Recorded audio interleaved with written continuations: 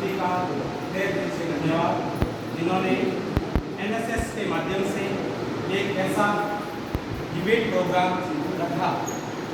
ये debate programme हमारी student life के अंदर कहीं न कहीं एक सोच विकसित करने के लिए रखे जाते हैं और विश्वविद्यालय के अंदर रखने विषय। जब से मेरा इन्वॉल्वमेंट 2018 से है, तब से मैं एनएसएस से जुड़ा हुआ हूँ। एनएसएस के माध्यम से हमें एक प्लेटफॉर्म मिला जिसके माध्यम से हम अपनी आवाज़ को एक बुलंद कर सकते हैं। जैसे कि इन सभी टॉपिकों के अंदर मैंने एनालिसिस किया और सारे टॉपिक वहाँ से मैं इस टॉपिक को देखते हुए मैंने गुलामी की सोच जो टॉपिक है से कैसे मुक्ति पा सकते हैं यहाँ पर, उसका मैंने है जो एनालिसिस करके मैं कुछ बातें बोलना चाहूँगा। जिस प्रकार से साथी महेंद्र मेघवाल ने आपको अंगेस्ट के अंदर बोल के एक प्रेरित किया है, यूनिटी साथी ने जो महिला के साथ में किस प्रकार से भेदभाव हो रहा है, ये आज की बात नहीं है, ये सदियों से चली आ रही है। क्योंकि भारत विविधताओं का देश है और इसमें अनेकों जातियों से बटा हुआ देश है। साथियों, जब मनुस्मृति लिखी गई थी, मैं सीधा अपने पॉइंट पे आता हूँ, मनुस्मृति लिखी गई थी, उसके अंदर वो सारे के सारे अधिकार थे, सिर्फ उस कास्ट वालों को ही अधिकार थे और महिलाओं के लिए सिर्फ 7 दिवारी रखी गई थी, 16 चौकी तक इनको सीमित रखा गया था। आज महिलाओं की मैं भागीदारी देखता हूँ तो दिल गदगद होता है, कहीं के परिवर्तन की लाभ आ रहे।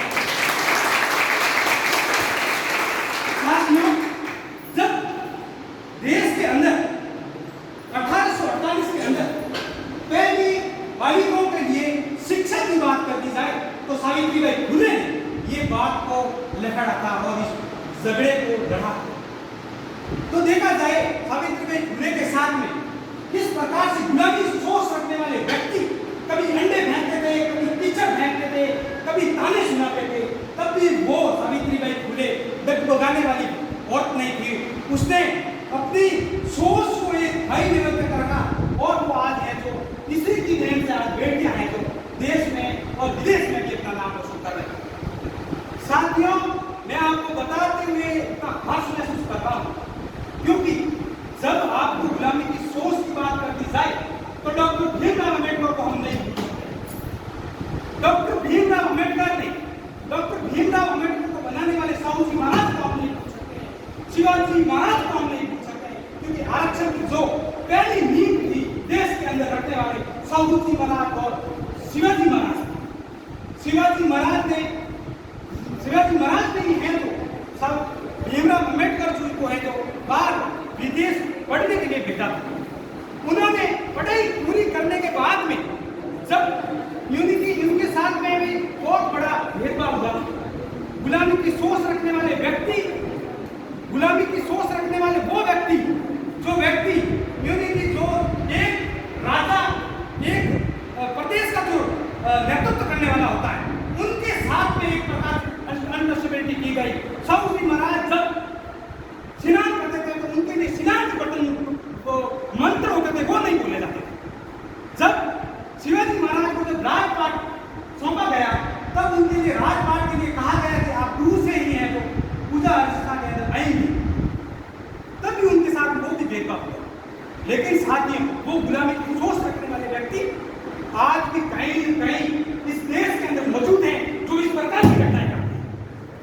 हमें इससे निपटने के लिए साथियों कठोर से कठोर कानून बनाने पड़ेंगे, क्योंकि हम लोग जो यहाँ टिकते हुए जो संविधान को मानने वाले लोग, संविधान को कहीं न कहीं हम भरोसा करने वाले लोग हैं, कहीं न कहीं एक बड़ी मिसाल कायम करने वाले लोग हैं।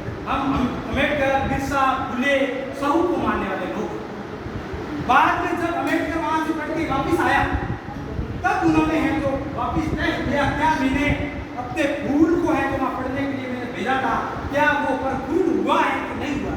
तो उसके लिए एक टेबल रखा दी गई और एक नौकर है तो उसके लिए कमेंट कर दिया गया, बिठा दिया गया और नौकर दूर से फेंका। तब साहू जी महाराज, जब भीमराव अम्बेडकर जी ने कहा सर जी ये नहीं चलेगा, मैं हूँ, आपने अगर मेरे लोन आपने दिया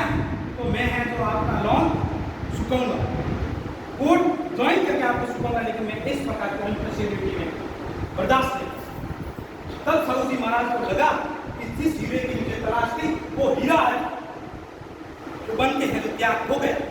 फिर बाद में जब अम्बेडकर ने जब है तो कोर्ट ज्वाइन किया, तब उसके लिए पर्सनल किसी वकील लगाया गया। उस वकील ने है जो अम्बेडकर को साथ जाकर था, अम्बेडकर के पास में केसेस नहीं आते थे, अम्बेडकर परेशान था। तब उसने कहा अम्बेडकर आप विद्वान हो, होशियार हो, क्यों नहीं आपकी पढ़ाई के लिए और है तो साहू जी महाराज से आप दरखास्त करो, ये के लिए आप है तो उसको मिल सकते।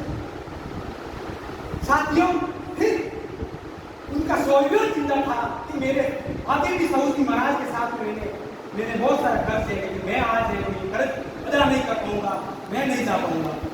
तो साहू जी महाराज ने कहा आत्मसम्मान, उसके अंदर आत्मसम्मान की भावना साहू जी महाराज को नजर अपने आत्मसम्मान की जब बात आए तब यहाँ से बिखरना नहीं चाहिए। वो साहू जी महाराज ने कहा हीरा अभी भी अपने निर्णय के ऊपर है तो अड़ी। फिर बाद में गुलामी की सोच रखने वाले लोग तब भी जिंदा थे। जब वापिस साहू जी महाराज, उस वकील ने कहा कि एक मेरा फ्रेंड है वो आपको स्कॉलरशिप दे देगा। साहू जी महाराज ने कहा कि आप झूठ बना के कैसे भी करके मेरे को स्कॉलरशिप देंगे। वापिस है तो लंदन यूनिवर्सिटी के अंदर भेजो, पढ़ाई के लिए और है तो इनको प्रेरित करो। लेकिन फिर बाद में है कि वो सारे उसका फ्रेंड है, मैं लंबी बात नहीं करूँगा, सारा जो फ्रेंड है वो पैसा लेके आ जाता है। फिर कहता है अम्बेडकर कि भाई आप पैसे लेकर तो आ गए, लेकिन आप न जाने मर गए, तो ये पैसे मैं वापस किसे दूंगा।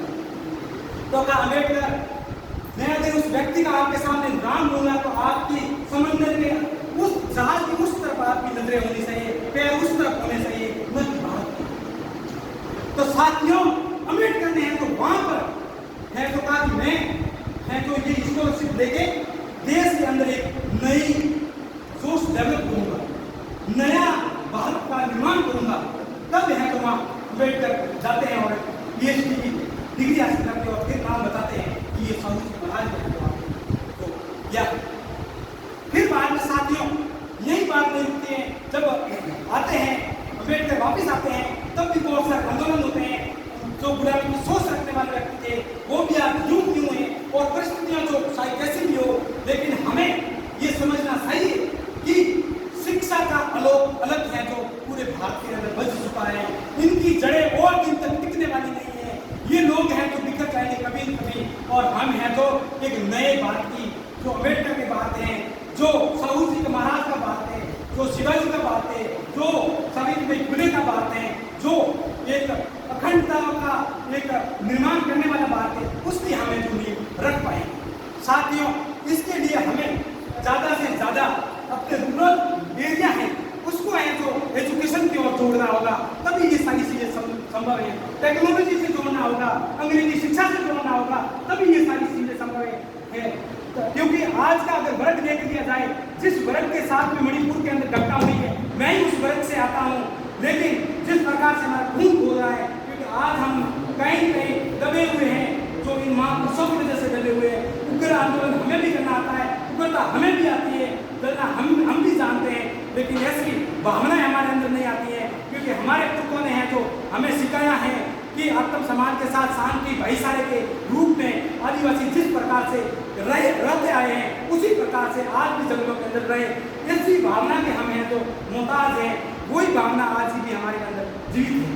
तभी हम बैठे हैं, तभी हम गवर्नमेंट के निर्णय सुनने के लिए यहाँ बैठे। लेकिन आज जिस प्रकार के देश के अंदर परिस्थितियाँ हैं, आज जिस प्रकार के देश के अंदर एट्रोसिटी चल रही है, वो कहीं न कहीं दिल दहलाने वाली है, कहीं न कहीं आपको डगमगाने वाली है। लेकिन इस परिस्थितियों को देखते हुए आप न डगमगाना, क्योंकि ये लोग चाहते हैं कि अगर शाखाओं को तोड़ा जाए, शाखाओं को अगर तोड़ दिया जाए तो पेड़ अपने आप सूख जाएगा, लेकिन उनको ये पता नहीं है उनकी जड़ों कितनी मजबूत है। हमारे पुरखों ने हैं तो जड़ें कितनी मजबूत डाल दे गए, इन बात का हमें एहसास होता है। साथियों, मैं अपने इस गुलामी की सोच के परे सभी साथी यहाँ पे जो इकट्ठा हुए हैं, कहीं न कहीं ये सारी भावनाओं को नेगलेक्ट करने वाले लोग हैं, सभी हैं जो साथी यहाँ पे आए हो, आपका तहे दिल से धन्यवाद, और हमें जो सुना है आपको तहे दिल से धन्यवाद।